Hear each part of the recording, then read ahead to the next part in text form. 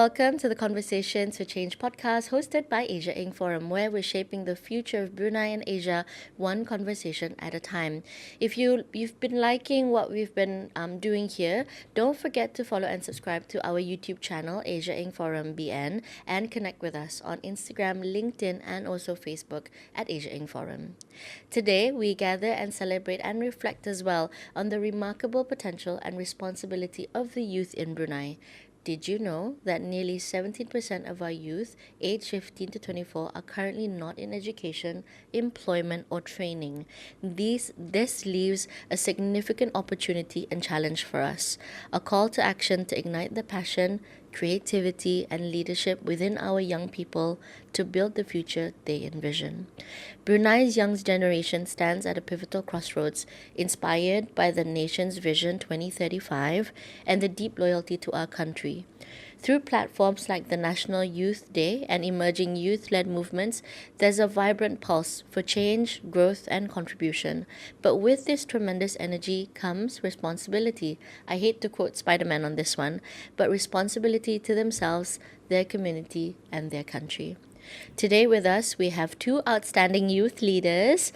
We have Miss Malai Didi, who is the CEO for Smarter Brunei, whose work in youth empowerment is widely recognized. And we also have Miss Izyan Anver, dynamic youth advocate. She wears many hats as well, but she'll definitely share with us after this engagement and in social change. Together, we'll explore how youth movements can be a force for good and what responsibilities come with this power. Let's start the conversation. Welcome, ladies, to the podcast. Hi. Hi. Thanks for having me and Izyan. I think I only described, one role per person. But if you can share with us that list, please, this is your floor. Start with Izyan. Okay. Hello, my name is Izyan. I'm currently the Deputy President of the Brunei Youth Council, but at the same time, I am the Ambassador for Women Tech Makers Brunei, co-organizer and co-lead for Google Developer Group Brunei, Country Managing Director for ASEAN Chief Information Officer for Youth and Entrepreneur Brunei Youth Chapter. Oh. Okay, I think that's it. For community work. 4 hats in community work. Okay. Yes. Perfect with us. And you're as well as that sister, daughter as well. Yeah? Yes. Okay. And then for Miss Malai as well, if you can share with us your different hats. So on top of being the CEO of Smarter Brunei, I'm also the Vice President of Smarter Brunei. I'm also the President for the Council for the Welfare of Persons with Different Abilities in Brunei Darussalam. And then I'm also, Izyan describes me as an entrepreneur. I would say I am a humble business owner. I own a cafe that employs people with autism. I own a bakery that employs people with autism and a thrift shop that employs people with autism as well. And I am the country lead for the ASEAN Disability Forum and ASEAN Autism Network. Yeah, that's it. I think across us in this table, we, have many hats as well. And I understand you're a mother as well, so that's a different hat altogether. In regards to what you're currently doing and what you're passionate about, can you just, tell the audience, how you first got started? Anybody can start? For mine, I started with volunteering. I was a staff in Standard Chartered Bank, a contract staff. So back then, it was when I was around 20. They gave me an opportunity to volunteer. So at that time, I had nothing to do because after work, go home. After work, go home. So why not volunteering? So at that moment, I tried once and then became something that I enjoy. Because the first time I volunteered was during the Standard Chartered charity run. And I think at that time I was a cheerleader. I think that's the role of a cheerleader because I remember being an introvert. I stand alongside the road cheering for runners, and and I can't even remember whether I was shy or trying to basically I was trying to get out of the comfort zone. So moving forward, after I quit my job, I actually pursue my studies at a private college, Laxmana College of Business for HND, and I receive a scholarship for that. And from there, I actually started volunteering as well for the student council. At that point, I found something that I really enjoy. And it's not about just killing the boredom, but I feel like meeting new people kind of excites me and built something in terms of my soft skills, my hard skills. And until then, after I graduate, I actually joined a youth program under Jabatan Belia dan Sukan. And it was called Program Belia Cinta Tanah Air. And at that moment, the exposure that was being given to me made me realize that, you know, there are so much more for me to explore, because it was not just beyond my school, it's not just beyond the work that I've done before. It's about building something not just for me but others as well. Because being the firstborn daughter and the only daughter in the family, I feel like growing up, I know that I was not that good in schools, not that good at memorizing. Selalu ang angan nyo may chigo. And I noticed that, like, by volunteering and doing this, you know, practical work really made me, you know, improve myself and, you know, apply that in my schoolwork. And it helped me understand more. And I think, I don't know what's the term, but I can say that instead of I'm a thinker, I'm a feeler, but I'm not a memorizer. Because for a fact that I know that something that I do when I create an impact and affect my emotion, I tend to notice that basically that's how I know I am making an impact and also a change.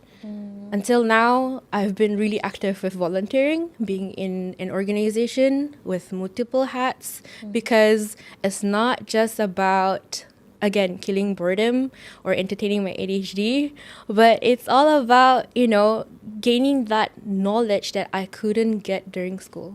It's the extra life skills that you learn along the way, new connections that you make. And then at the end of the day as well, I guess, you know, it showcases your true leadership skill as the eldest as well, but in a different way. You know, you might not be the best in school, doesn't matter, but there's other things that you're really good in. And I think consequently, congratulations, both of you as well, have just recently received the Youth Award.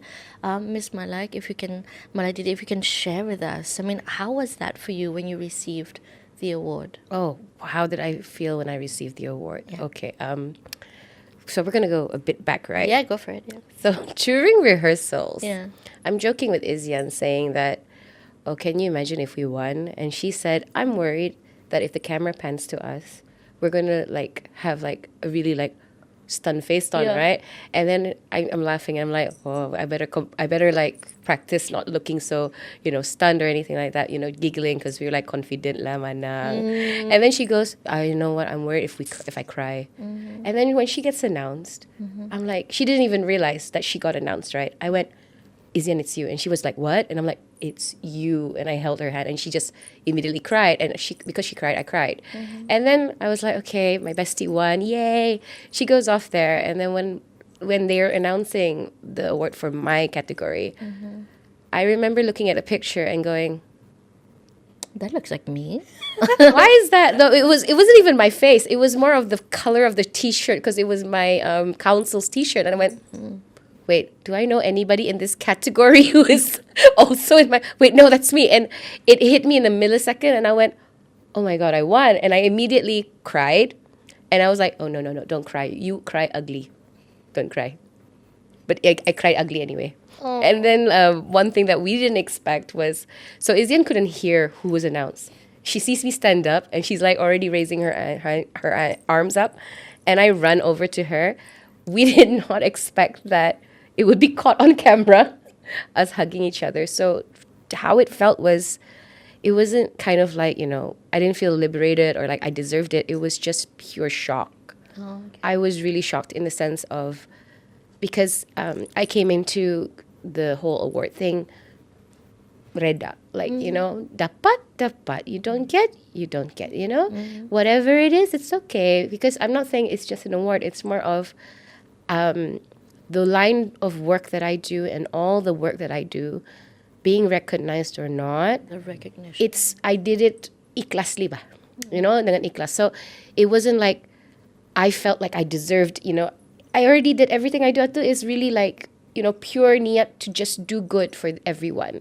So, the recognition was a beautiful icing on the top. But if I didn't get it, I know that the work that I do doesn't need that kind of recognition. I'm not saying I'm not thankful, obviously, but that's how we felt. So it was just shock because obviously I went in there going, Alhamdulillah, kind of thing. Didi, you touched on the amazing work that you do, but we didn't really like share into what is it that you actually do. If we can share with our audience, what work do you do with Smarter? So we in Smarter Brunei is a family support group. So we're not actually, a lot of misconceptions here is that we're a school, we're like a play center, therapy center. We're actually a support group first. We support families in any kind of aspect. So people with autism. So I'm a mother of 5. 3 of my kids are autistic, and there are various different spectrums. So I have a very lovely son of mine who's the eldest, who, if you talk to him or speak to him, he doesn't show the classical signs of autism. So he's often seen as the misdiagnosed ones. And then I've got my second, Hazik, who does look a bit, I would say, classical autism, but not so profound. And then I have my girl, number 4. And so from my work that I do, I support families in everything to help their children be educated, because education in our mainstream is not exactly equipped for our kids with autism. And the government and other schools worldwide, we need a lot of support to jaga anak autism or any kind of, kids with different abilities. So in terms of that, we help with the educational support. We help with life skills. So some of my kids, like for example, my daughter is 5 years old, but she struggles still to take off her shoes and put on her shoes. She can do it, but not like habitually. She'll do it kind of like, when she remembers to. So we have to build on those life skills, like brushing her own teeth, toileting, feeding herself. Luckily, all my kids can feed themselves very well. Very bulat kids. But, kind of things like that. And then we also help them with the most important part, which is psychological. So kids with autism have a difficult time in social situations that they're not familiar with. It's overwhelming. I mean, I can tell you this one was overwhelmed during Hari Belia. I had to keep her maintained. Are you okay? But yeah, so, when it's too loud, when it's too crowded, when there's too many, smells and stuff like that, like we help them get adjusted. Like, let's take for example, kalau tahlil doa selamat di Brunei Darussalam in a family, how often in a month? No, quite frequently, maybe Yeah. every other Thursday. So Probably every Thursday, that's yeah. true, yeah. So when these kids with autism who are not used to these things, or different family members it becomes a bit of a frustrating thing for parents to manage ba. Yeah. So what we do in Smarter, we expose them to different types of social gatherings, be it birthday parties, doa selamat, tahlil. I even bring them to masjid. And I even teach them ugama and everything like that. So that's one of my hats for Smarter. My other hat is, that's for the kids under 12, where we're focusing on basic needs of education, life skills, the psychology, and social skills. We bring that for the adults. That's why I have 3 businesses for employment durang. Yeah. So I train them, I give them pre-vocational, vocational, and employment training. And then we create products like keychains, envelopes, stickers, T-shirts, all those things. But they also bake, cook, make coffee, make matcha, make cookies, That's nice. We have homemade burger patties, chatula. So we use all the skills that was taught, like life skills and make it relatable to real life. How can I build upon their orang punya skills ani yang we taught them how to cook. Can we translate it into something like a career? So as a CEO of Smarter, that's some of the work that I do. And the thrift store, for example, I'm very big on sustainable climate change. So I do it in small ways. I don't like announce it to the world in such a way, but I've always been into helping sustainably lah. So fast fashion is one of them. So asking people to donate their unused goods or no longer wanted bajus apa, even furnitures, come to us. So my kids with autism will wash them, iron them, fold them, and then display in my thrift store. And so the profits from the thrift store come back to my organization. So it's a social enterprise. So we try to live as sustainably as possible in every aspect that we do lah. So basically, that's what I do in very summary. That's a very incredible journey and summary of what is it that you do. Both of you have so many hats. I mean, like, and in some points in a week, I think for all of us, we couldn't correlate to this. In a day, I wish there was 30, hours in a day, not 24. Like, it's really limited. We're here, there, everywhere, and we can't always wear one hat at one certain time. Yeah. How do you guys manage those responsibilities? Is it fairly? Do you have trade-offs? How do you manage your time? I think for me, even though I have a full-time job, which I'm currently on right now, the different hats that I wore, actually, the work that I do is similar. So imagine that I need to do some events or classes or anything relating to Google Developer Group or Women Tech Makers. I wore my hat as deputy president as well to support them. So technically, I am myself supporting myself, but in a way, I get the approvals, I got all those letters, blah, blah, blah, getting all the venues. So it's like wearing those three hats, doing one particular work. So at times, it does feel a bit struggling because the emotions that you need to put on, the amount of effort, and also I think in terms of, all this thinking a lot, like whether is this, suitable for youth? Is this suitable for, basically new graduates?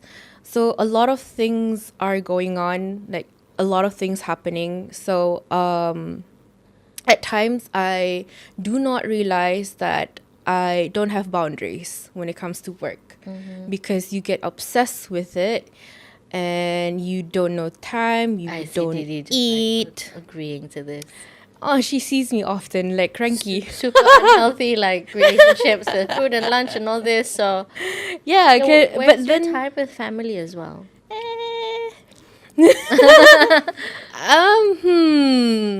That's a good question. So by day, Yeah. I'm always at home because I'm a remote worker. Okay. So technically, I spend time with my family In your room. in my room. In your room. Oh, But then again, my parents do have their own personal time. They love watching TV, all those dramas at TV3 in Australia. So technically, they don't have time for me. So I spend time on work only. For my brothers, I do bring them to lunch or, well, for the youngest one, the middle child is like away from home. He's in KB. So the youngest one gets spoiled by me. It's like, do you want to finish my food? Do you want to jalan? Like, gitu. Well, you make time when you can. And for Didi as well, how do you balance yourself and your time? Izyan's gonna eye roll a lot at this. So I don't. Of course, you can't. Yeah. There is no trade-offs in a sense. I mean, as a mother, my priority is a mother, right? But at the same time, when I say my kids, those who know me know I don't mean my 5 kids. I mean my 136 kids in Smarter. And so she's a kid. She is a kid. She's one of my The kids. plus one. Remember when she said she forgets to eat? Yeah. So She's another. I'm the additional kid. sometimes, I swear. But yeah, so how do I make it work? So okay, I guess I do have some trade-offs. The trade-offs is first and foremost, I do majority of the school runs because school runs is when I can actually sit and spend time with my kids, right? So if I tell people, I'm sorry, my time is very limited and I'm strict about that boundary, it's because of school runs are usually the time I can really spend time with my kids. You know, nighttime, because sometimes I work at night. The second thing is that I have an immensely amazing support system. I'm privileged in that sense that I can afford a maid. That's true. I have supportive parents and in-laws and sisters. And on top of that, I have a very reliable team that is family-oriented. So one thing that we practice as somebody who leads Smarter, I ensure that family is first. So, you know, my staff who just gave birth and have maternity leave, I encourage them to bring their children to work. And I will create them a space for them to be a mother at work. Because whoever made this notion that you must choose to be a mother or your career, right? That is true. Yeah, Work or it should mother. happen. You can be both if you have the right support.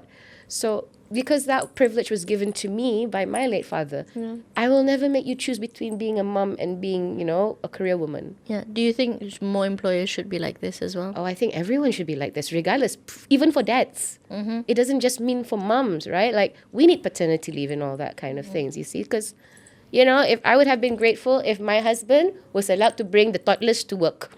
That is, yeah. At least, yeah, he can go with you. Yeah. Half with you, half with the husband, Exactly. of course. We have 5. He can take 2, I can take 3, you know? Yeah. But obviously, it's very biased in that way. So the trade-off is really, I don't have much time for anyone else, but I do make time for who matters in my life the most. So as much as possible, I have best friends. I have 3 circle of best friends, right? And so I make time for each of them. And they're also busy. But we connect social media. That's why I love technology now. So, you know, she's one of the circle of friends. I see her more often than I like to. More often than not. Do you make time for yourselves? Me. Just for yourself. I did. You do. I did. I had a massage the other day. High five. After 6 months. After, that's a very overdue. You have to do it monthly. At least ada. At least ada. Over the many years of you guys working in your different youth roles, how do you see youth movements evolve and change over the past few years? Different generations, different, you know. Do you want me to start? Different with how I batches, saw it different- Back in 2013, then you can continue. Okay. So me and Izyan got involved in youth work at different stages. When she was just starting, I was somewhat Already in it. I was a teenager, yes, Yeah. when I started youth work, but I was quite deep involved sudah with youth, right? So she started maybe 2010 with Standard Charter. Yeah, 2010. I started when I was a kid and then to a teenager doing volunteering, but we're always smarter. Yep. And it wasn't until 2013 that I noticed a big shift in Belia movement. And this was prominent because of one of our best friends who could not join us today. Supposed to be. Currently, Kakakai, like, oh, you're supposed to be here. She's the OG. She was the OG. So she was actually, that's how I met her. Yeah. 2013. We're all connected to her somehow. Yes, everyone's she's like a bridge. But so she was hosting a youth event in collaboration with the ministry, and I applied, I got it, and that's how I really got started to get involved with youth. And so from 2013, I think up till before COVID, I saw like a non-stop movement of youth. It just kept growing and growing, and new people came up, and it was really nice to see like so many initiatives and everything like that. But then I kind of lost track once COVID started because I had to really focus on my own stuff because of Smarter not being able to open and everything like that. I had to do a lot of things. So I was out of the youth space for a while. So that's where I think Izyan can sambong because she was highly involved during COVID as a youth volunteer. Okay, so maybe I start with my involvement first. I guess after college, when I mentioned that I joined the youth program, the national youth program, I actually forgot to mention that along the way, during my presidential era for badminton club, Wow, presidential. She had a Presidential presidential era. Kikik bila kikik. Yeah. 2019. Ah, This si is kikik like and badminton. also- Mahal. this is like 2016 2017 lore. So 2017 towards 2018, I actually joined a club at Pusat Belia called Club Community Belia Transformasi.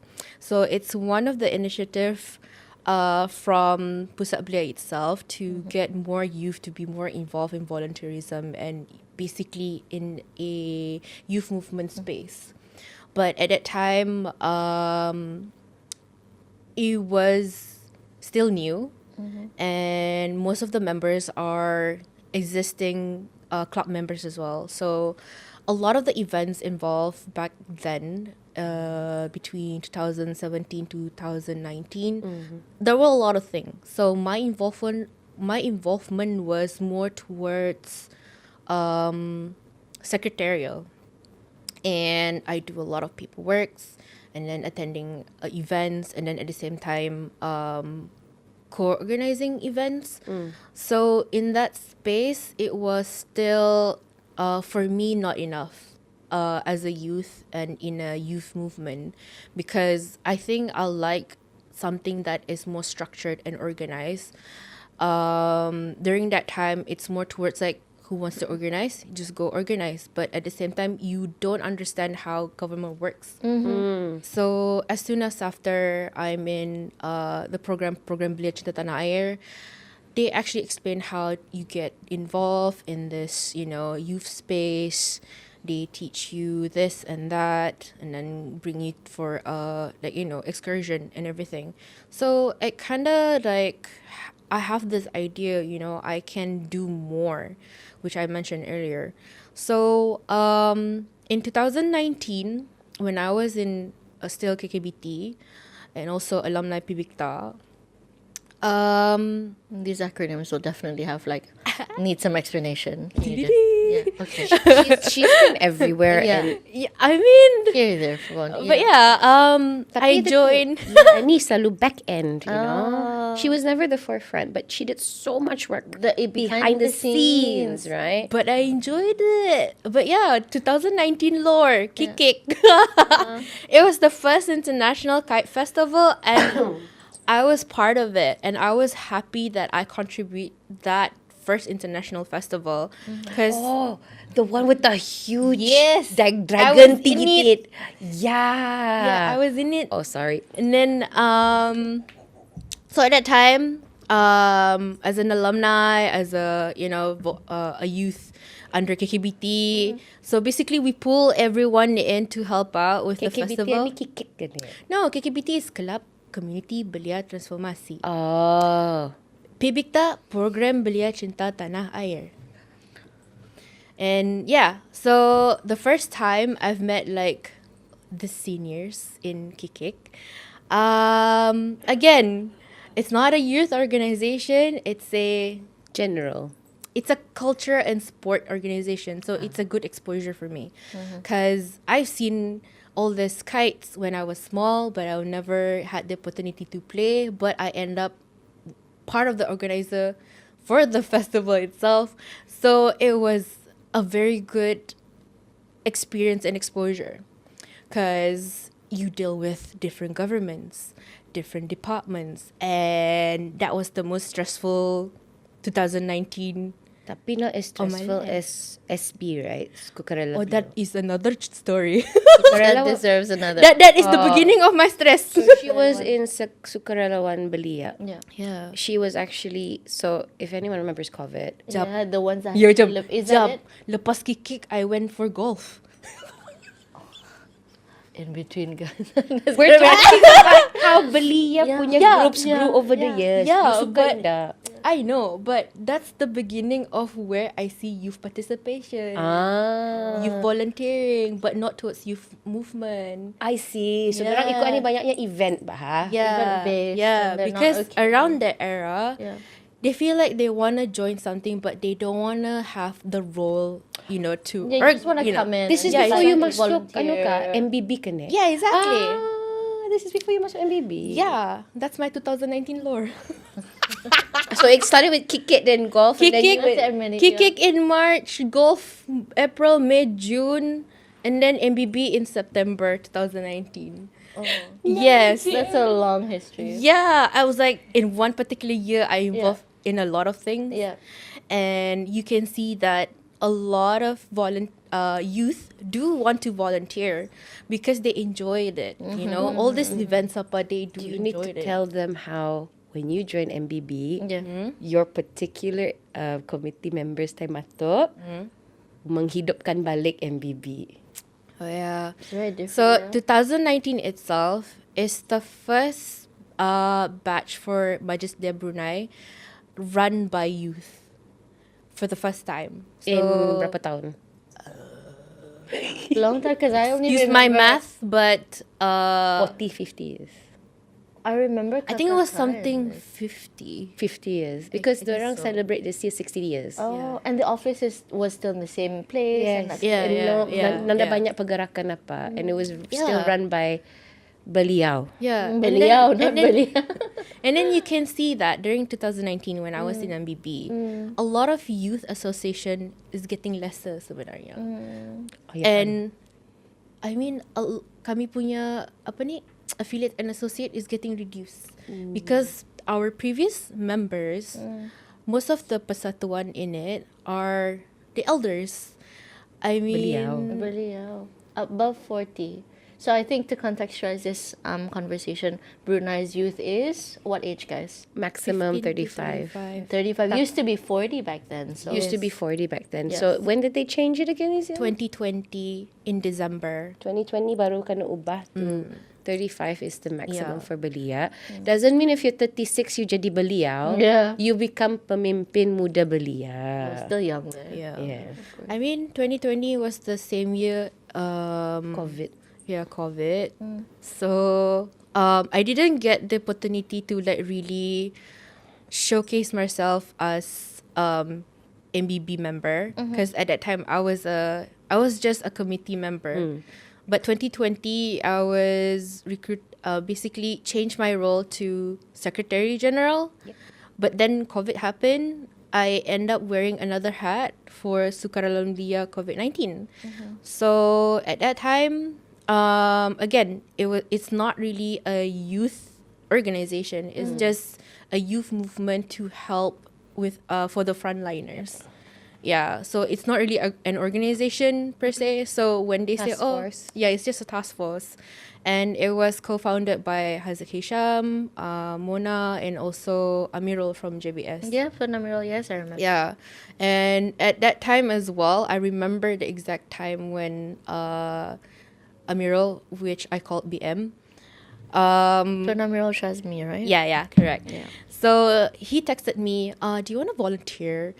I was like, "Sure." For what? COVID. It was few days after the announcement of the first case. Yeah. Yeah. So I asked him like, "What do you want me to do?"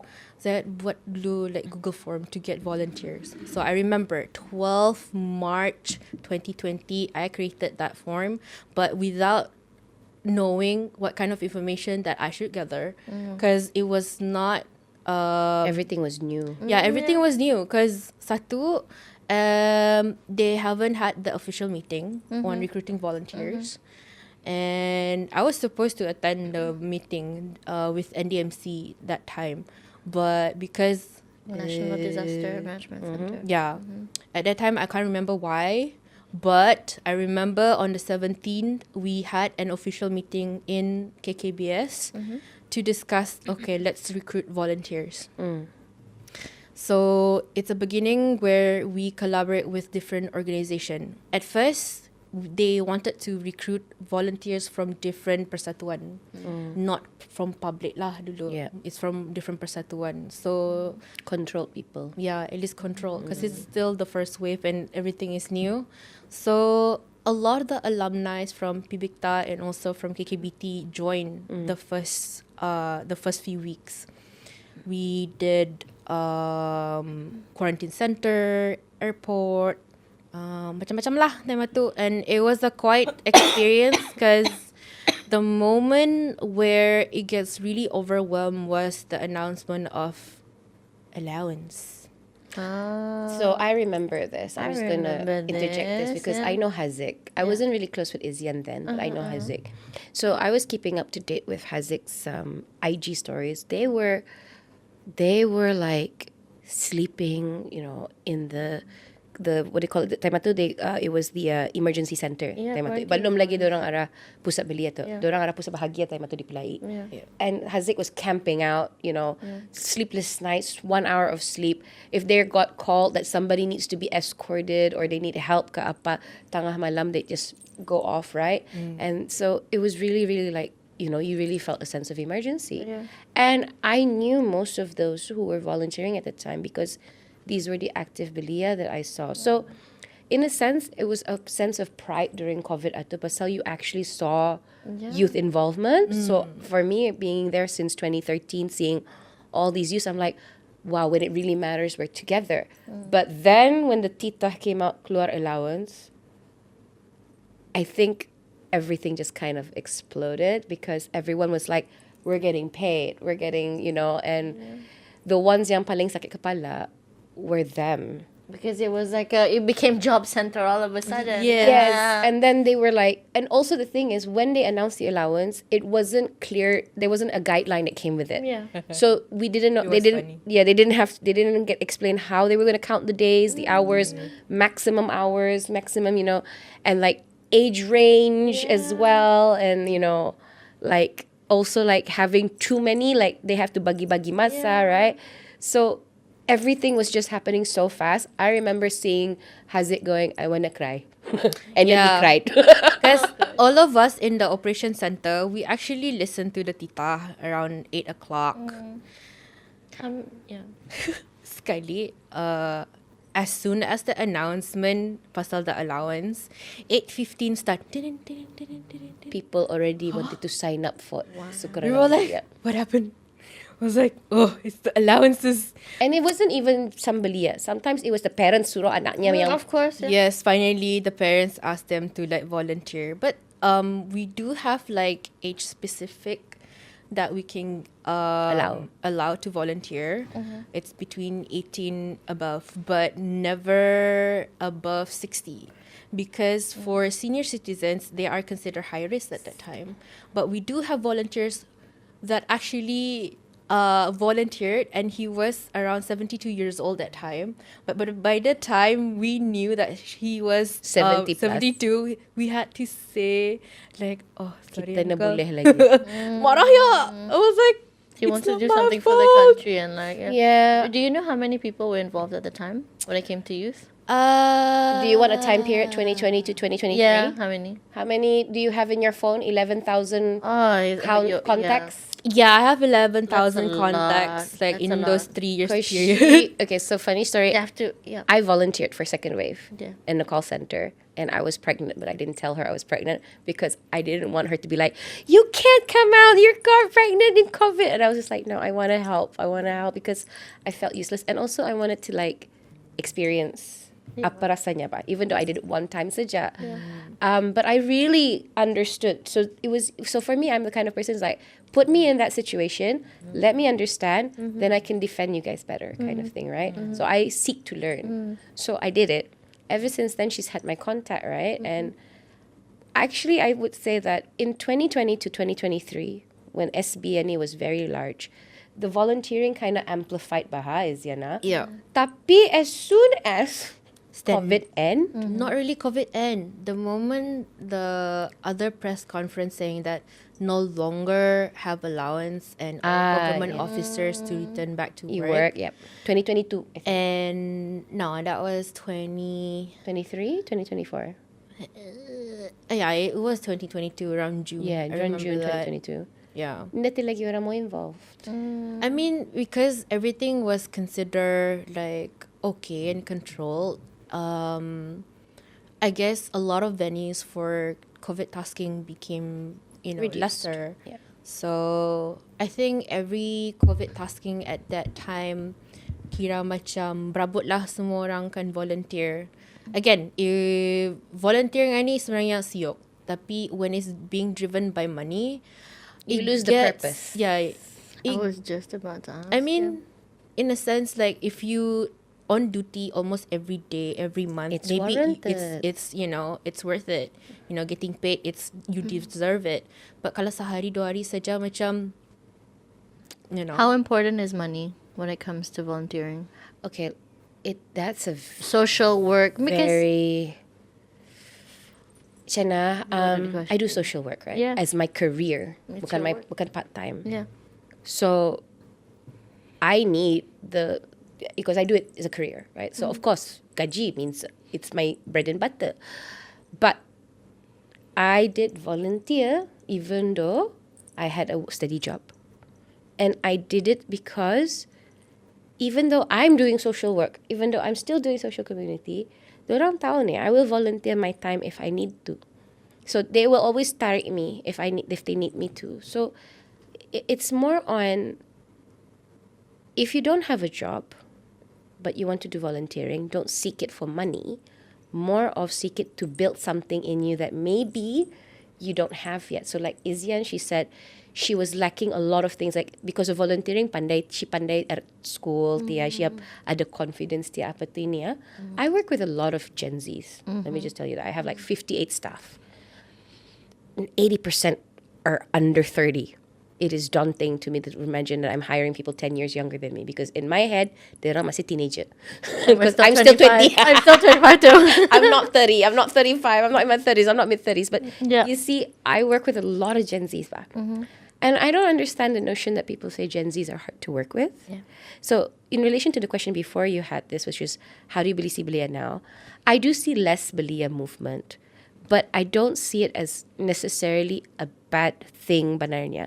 Because even though not many Belias are active as they were back then, I work with a lot of youth, right, who are in their 20s, and I get to know them. They actually do volunteer. It's just that they don't want to take on that big responsibility because they are very cautious about where they put their energy and time to. So they kind of want to be not safe, not comfortable, but nyorang know your limitations, know your where, because they're also in school. So like I have a lot of uni students going, I would love to, but what if I don't have enough energy for belajar? What if I don't have enough energy for my family? They're very mindful. Yeah, so they're very mindful, more self-aware, and I think that's something that these two millennials on here that you're speaking to, +3 for millennials. yeah, but don't understand boundaries. Like somebody Yeah. forgets to eat. Yeah, no lunch for us today. Yeah, like for later someone forgets to, it's like, oh, it's 2 a.m. and then I Yeah. have hari beliyat tomorrow. I mean, no, I have hari No beliyat in sleep 4 hours. tonight. No sleep tonight, Or me, I have 5 kids, I have all this work, tapi, oh yeah, say yes Yeah, to every yes. project, So we don't have this safe mindfulness of, Yeah. So I enjoy being with Gen Zs, and I think that's hopeful for the generation ahead in the sense of mental health matters, right? And so I don't know about Izyan lah. I don't know if you're hopeful for the Belia movement, but for me, even though in the active dalam banar-banar volunteering atu, at least for my side, they want to work with a social worker, right? For me right now, it's slowly growing actually, because in the midst of COVID, even though they are dying down, but after COVID, they are slowly starting back. So even though it's not as a persatuan registered one, but they do as a youth movement, and slowly they build as a social enterprise. And when it comes to social enterprise in Brunei, it's a bit complicated because it's tell me registered as business, and to have like a policy and other things, in terms of benefits and other grants, blah blah blah. Safeguarding us. Yeah, so it's a bit difficult. So for me, identifying all this youth movement, social enterprise, I recruited them as our members. So that, okay, so for youth movement, I understand that you don't have the time to register and then it's expensive. Because it's and not then, easy. Yeah. The process And then itself is not they are easy. still new in this field as Yeah. well. And they need to understand The landscape. and how everything works, how to really, liaise with the government, private sector. At least being under the umbrella of MBB, you get mentored. So for the past 5 years, when I started to recruit all these affiliates, I've met new I've met new people. I've met new, basically, like, amazing youth. There are Gen Zs and there are different types of Gen Zs, and the level of Gen Z that I met is the friends that I'm with, and I feel like a Gen Z too. Turner. Yeah. Hello. Ladies, there's so much that I can ask you, and we can always go on and on about this, but I kind of want your quick responses to 2 questions.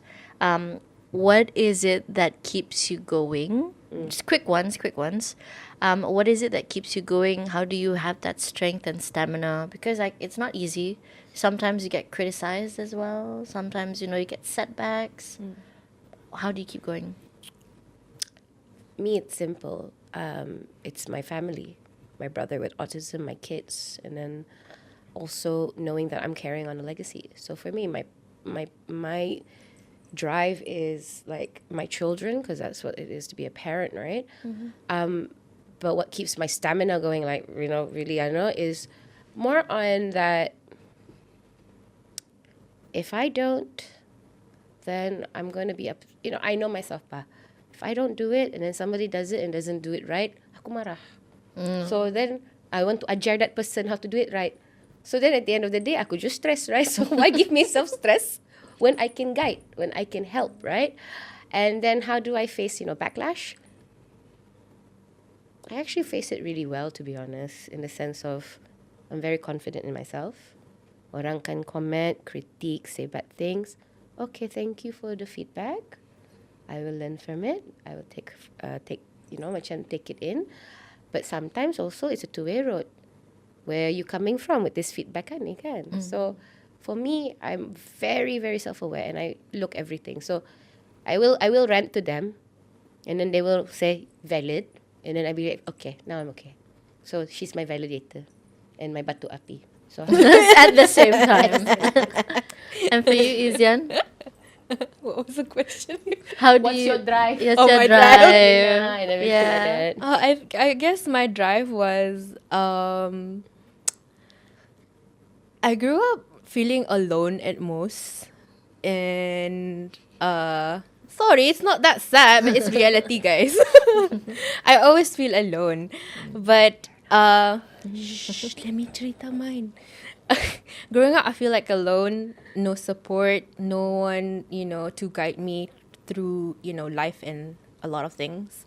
So when I started volunteering, I realized that, I can be that one person who actually help people.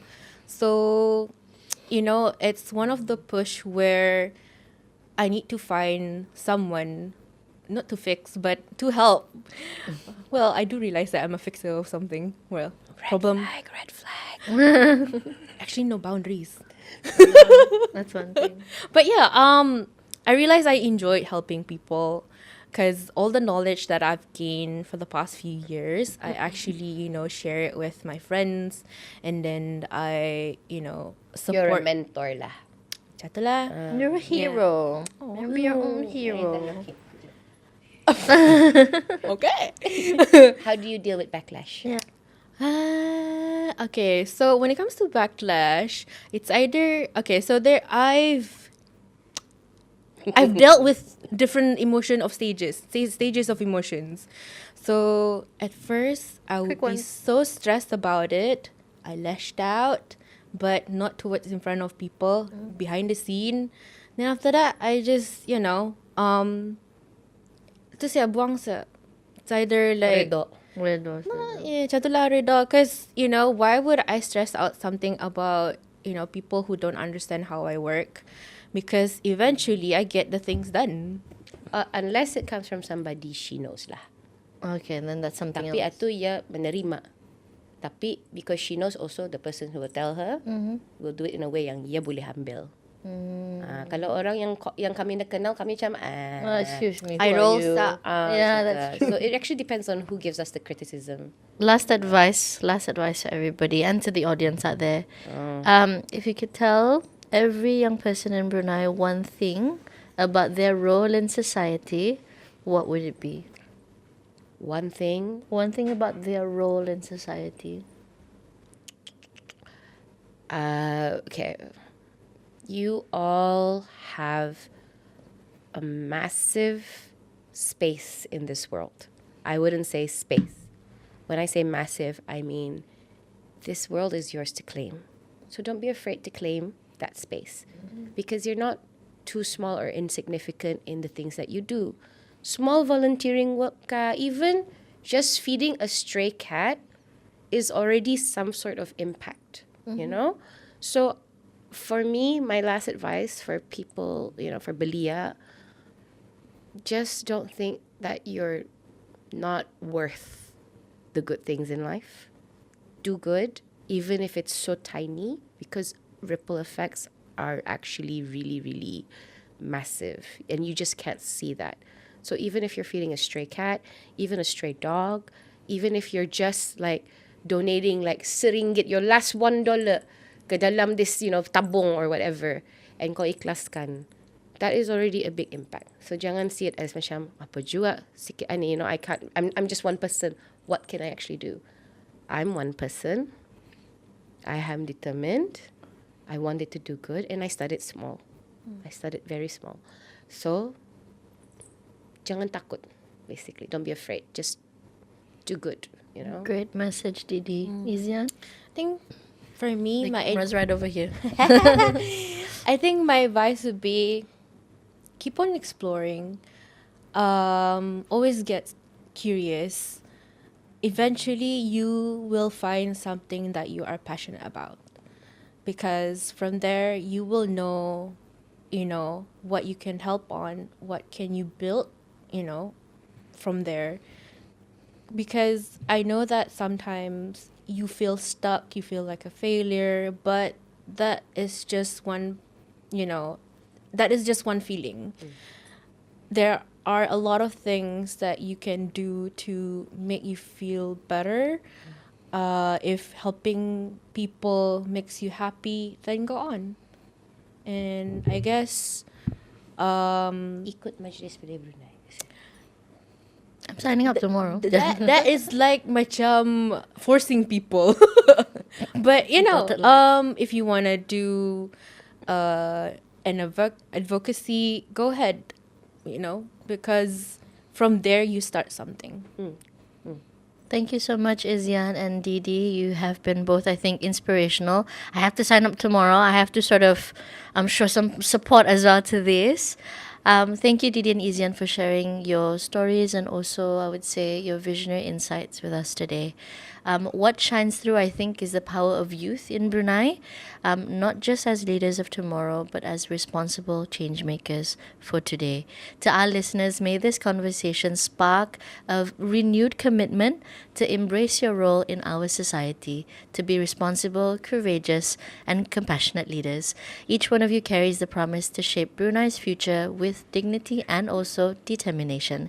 If you like what you've been watching and listening, don't forget again to follow and subscribe to our YouTube channel, Asia Inc. Forum BN, and also connect with us on Instagram, Facebook, and also LinkedIn at Asia Inc. Forum. Together, let's not talk about change, let's make it happen one conversation at a time. I think that's why people think we're Gen Z.